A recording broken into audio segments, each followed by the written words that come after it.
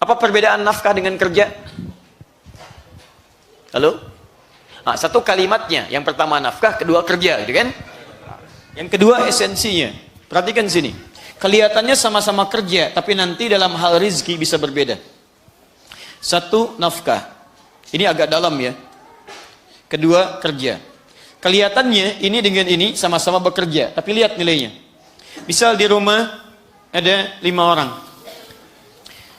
Ayah, kemudian ibu, misal saja, dan 3 orang anak. 3 anak. Nafkah ketika dituntut oleh Allah Subhanahu wa taala itu hanya pada ayah, suami, tidak pada istri. Dalilnya Quran surah keempat ayat 34, paling kiri sebelah atas. Ar-rijalu qawwamuna 'alan nisa bima faddalallahu ba'dahum 'ala ba'din wa bima anfaqu min amwalihim. Laki-laki diberikan kelebihan oleh Allah, punya karakter kepemimpinan. Dan dalam hal itulah diberi tugas ia untuk mencari nafkah untuk keluarganya. Untuk keluarganya. Lihat, bukan hanya untuk istrinya. Jadi begitu ayah ini mencari nafkah, bagaimana mencarinya? Diwujudkan kemudian turunan ayatnya. Bisa di Quran surah kedua ayat 168. Ini yang standar. Kalau ingin cepat di Quran surah kedua ayat 172. Ini ya ayuhan nas, nas umum, manusia. Kulu mimma fil ardi halalan thayyibah. Kerja, silakan cari makan. Ya. Kemudian kalau ingin cepat pada yang beriman, ya ayyuhalladzina amanu, kulu min thayyibati ma razaqnakum. Nasnya dibuang diganti pakai iman. Setiap yang mencari pakai iman, kata Allah, ma razaqnakum, kami yang dekatkan rizkinya, bukan dia yang capek mencari. Jadi kalau anda merasa beriman, rizki anda susah, coba dicek. Mungkin kedekatan anda dengan Allah kurang. Itu poinnya, sebab Allah berjanji orang beriman itu saya dekatkan rizkinya. Kalau anda beriman jauh dengan rizki, mungkin iman anda bermasalah, kurang dekat anda dengan Allah Subhanahu wa taala. Nah, kemudian cek lagi, maksud saya coba cek aturan Allah dalam mencari rizki salah satunya. Ada yang ketiga, lebih cepat. Jadi kalau ini nas, ini iman plus takwa. Quran surah ke-7 ayat 96. Walau anna ahlal qura amanu wattaqau la fatahna 'alaihim barakatin minas sama'i wal ardh. Kalau satu penduduk negeri mau beriman dan bertakwa, sini nas, iman tidak disebutkan. Sini iman saja. Ini iman plus takwa. Iman plus takwa. Kata Allah, saya buka, langsung saya buka pintu rizki keberkahannya dari langit dan bumi. Kalau ini masih nyari, Allah dekatkan. Kalau ini dibuka langsung. Kalau orang dibuka, jalan dekat pun sudah turun rizkinya. Langit dan bumi, mau apa lagi? Makanya ketika Maryam meningkatkan takwanya kepada Allah, dia konsentrasi ibadah mendekat kepada Allah, Zakaria mengantarkan bekalnya alaihi salam, tiba-tiba di dalamnya sudah ada. Quran surah ke-3 Ali Imran ayat ke-37, paling kiri sebelah bawah. Silahkan cek. Ketika seorang dalam kesulitan, ada banyak orang diberikan oleh Allah seketika dalam hal-hal yang tidak diduga-duga. Min haitsu la yahtasib. Dalil penegasannya ada di Quran surah ke-65 ayat 2 di ujungnya sampai ayat 3-nya. Wa may yattaqillaha yaj'al lahu makhraja wa yarzuqhu min haitsu la yahtasib. Dia berikhtiar juga, ada ikhtiarnya. Cuman hebatnya dibuka segala pintu-pintu ikhtiar untuk menurunkan berkahnya langit dan bumi. Nah, ketika ini mencari, ayah mendapati dari nafkah ini, cari misalnya berapa yang Allah berikan? Allah berikan pada ayah ini kebutuhan untuk 5 orang di rumahnya ini. Jadi ketika suami mencari dengan niat mencari nafkah, yang Allah berikan akan cukup untuk ke-5 orang di keluarga ini. Jadi untuk si A cukup, ayah, untuk ibu juga ada, untuk 3 orang anak itu ada. Tapi kalau seorang misalnya selain suami, taruhlah istri memaksakan untuk menjadi pengganti di sini, nafkah, dipaksa misalnya, maaf ya, suami masih ada, dia nekat mencari nafkah, bukan hanya bekerja. Maka ingat baik-baik, beda antara kerja dengan nafkah. Yang Allah turunkan nanti rezekinya hanya untuk satu perempuan ini saja.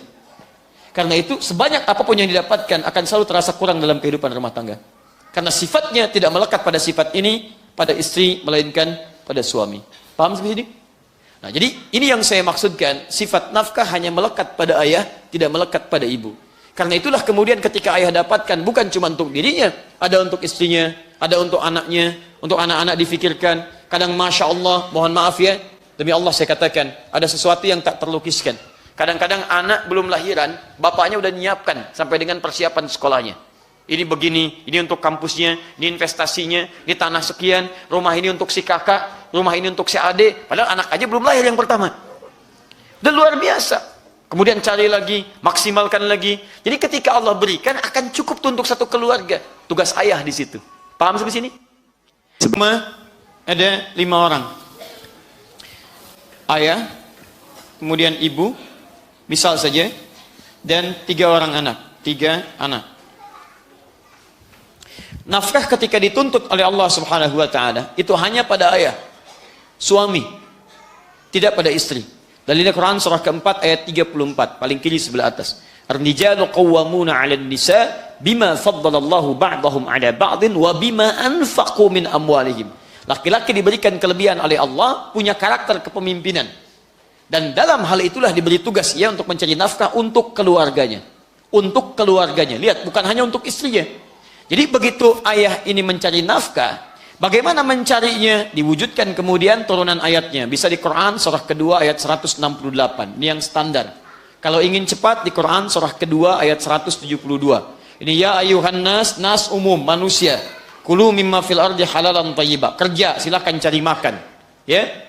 Kemudian kalau ingin cepat pada yang beriman, ya ayyuhalladzina amanu, kulu min thayyibati ma razaqnakum. Nasnya dibuang diganti pakai iman. Setiap yang mencari pakai iman, kata Allah, ma razaqnakum, kami yang dekatkan rezekinya, bukan dia yang capek mencari. Jadi kalau Anda merasa beriman, rezeki Anda susah, coba dicek. Mungkin kedekatan Anda dengan Allah kurang. Itu poinnya, sebab Allah berjanji orang beriman itu saya dekatkan rezekinya. Kalau Anda beriman jauh dengan rezeki, mungkin iman Anda bermasalah, kurang dekat Anda dengan Allah Subhanahu wa taala. Nah, kemudian cek lagi. Maksud saya coba cek aturan Allah dalam mencari rezeki salah satunya. Ada yang ketiga, lebih cepat. Jadi kalau ini nas, ini iman plus takwa. Quran surah ke-7 ayat 96. Walau anna ahlal qura amanu wattaqau la fatahna 'alaihim barakatin minas sama'i wal ardh. Kalau satu penduduk negeri mau beriman dan bertakwa, sini nas, iman tidak disebutkan. Sini iman saja. Ini iman plus takwa. Iman plus takwa. Kata Allah, saya buka, langsung saya buka pintu rizki, keberkahannya dari langit dan bumi. Kalau ini masih nyari, Allah dekatkan. Kalau ini dibuka langsung. Kalau orang dibuka, jalan dekat pun sudah turun rizkinya. Langit dan bumi. Mau apa lagi? Makanya ketika Maryam meningkatkan takwanya kepada Allah, dia konsentrasi ibadah mendekat kepada Allah, Zakaria mengantarkan bekalnya alaihi salam, tiba-tiba di dalamnya sudah ada. Quran surah ke-3 Ali Imran ayat ke-37, paling kiri sebelah bawah. Silahkan cek. Ketika seorang dalam kesulitan, ada banyak orang diberikan oleh Allah seketika dalam hal-hal yang tidak diduga-duga. Min haitsu la yahtasib. Dalil penegasannya ada di Quran surah ke-65 ayat 2 di ujungnya sampai ayat 3-nya. Wa may yattaqillaha yaj'al lahu makhraja wa yarzuqhu min haitsu la yahtasib. Dia berikhtiar juga, ada ikhtiarnya. Cuman hebatnya dibuka segala pintu-pintu ikhtiar untuk menurunkan berkahnya langit dan bumi. Nah, ketika ini mencari, ayah mendapati dari nafkah ini, cari misalnya berapa yang Allah berikan? Allah berikan pada ayah ini kebutuhan untuk 5 orang di rumahnya ini. Jadi ketika suami mencari dengan niat mencari nafkah, yang Allah berikan akan cukup untuk ke-5 orang di keluarga ini. Di untuk si A cukup ayah, untuk ibu juga ada, untuk 3 orang anak itu ada. Tapi kalau seorang misalnya selain suami, taruhlah istri memaksakan untuk menjadi pengganti di sini, nafkah, dipaksa misalnya, maaf ya, suami masih ada, dia nekat mencari nafkah, bukan hanya bekerja. Maka ingat baik-baik, beda antara kerja dengan nafkah. Yang Allah turunkan nanti rezekinya hanya untuk satu perempuan ini saja. Karena itu sebanyak apapun yang didapatkan akan selalu terasa kurang dalam kehidupan rumah tangga. Karena sifatnya tidak melekat pada sifat ini pada istri, melainkan pada suami. Paham sampai sini? Nah, jadi ini yang saya maksudkan, sifat nafkah hanya melekat pada ayah, tidak melekat pada ibu. Karena itulah kemudian ketika ayah dapatkan, bukan cuma untuk dirinya, ada untuk istrinya, ada untuk anaknya, untuk anak-anak difikirkan. Kadang Masya Allah, mohon maaf ya, demi Allah saya katakan, ada sesuatu yang tak terlukiskan. Kadang-kadang anak belum lahiran, bapaknya udah nyiapkan sampai dengan persiapan sekolahnya. Ini begini, ini untuk kampusnya, ini investasinya, ini tanah sekian, rumah ini untuk si kakak, rumah ini untuk si adik. Padahal anak aja belum lahir yang pertama. Dan luar biasa. Kemudian cari lagi, maksimalkan lagi. Jadi ketika Allah berikan akan cukup untuk satu keluarga. Tugas ayah di situ. Paham sampai sini?